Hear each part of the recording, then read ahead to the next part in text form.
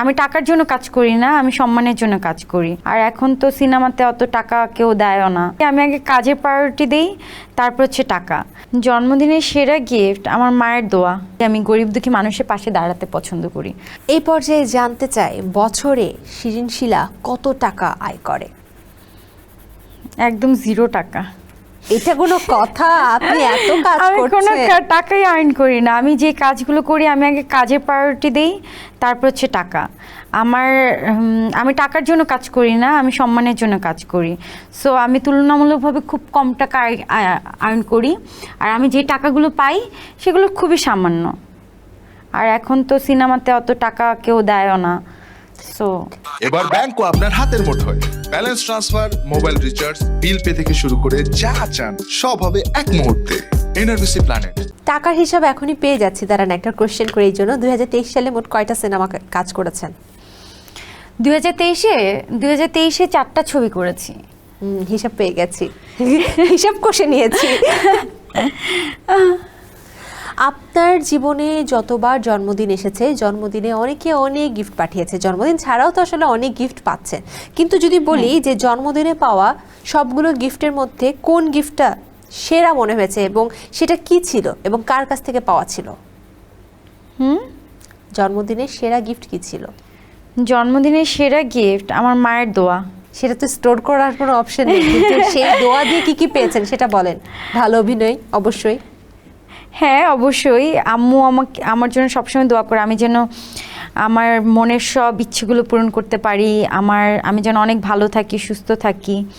আর আমার আরেকটা ভালো গুণ হচ্ছে আমি নিজেই বলি আমি গরিব দুঃখী মানুষের পাশে দাঁড়াতে পছন্দ করি।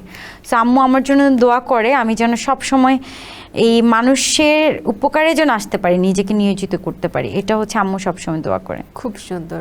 ট্যুর দিতে ভালোবাসেন? হ্যাঁ। ট্যুরে গেলে কোন বন্ধুকে মিস করেন? ট্যুরে গেলে সব বন্ধুদের মিস করি। তো সবাইকে নিয়ে চলে যাবেন, স্পেসিফিক কোনো একজন? সবাইকে নিয়ে তো যেতে পারি না, কারণ সবার একটা ব্যস্ততা থাকে। আমি যখনই ট্যুর প্ল্যান করি, যখনই বলি চলো ট্যুরে যাব, সবাই এত ব্যস্ত থাকে আর যাওয়া হয় না। বিয়ে করার আগে কোন কাজটা সেরে ফেলবেন? বিয়ে করার আগে কোন কাজটা সেরে ফেলবো? বিয়ে করার আগে আমার হাতে যে কাজগুলো আছে, সিনেমাগুলো আছে, এগুলো আগে কমপ্লিট করব। তারপর দেন একদম কাজ থেকে রিলিজ হব, তারপর বিয়ের পিঁড়িতে বসবো, তারপর শেষ, ঝুট ঝামেলা শেষ। স্কুল বা কলেজ জীবনে কখনো পালিয়েছেন? প্রেম করেনি কিন্তু পালিয়েছেন তো? কখনো পালাইনি, কিন্তু ক্লাস ফাঁকি দিয়েছি। কার সাথে ফাঁকি দিয়েছেন? না, কারোর সাথে না। মানে আমার ধরো যে ইংলিশ ক্লাস বা গণিত ক্লাসটা আমার ভালো লাগে না। হ্যাঁ, সো এই ক্লাসটায় আমি এমন একটা ভান ধরতাম আমি অসুস্থ হয়ে গেছি, আমার পেটে ব্যথা বা আমি একদম মরে যাচ্ছি।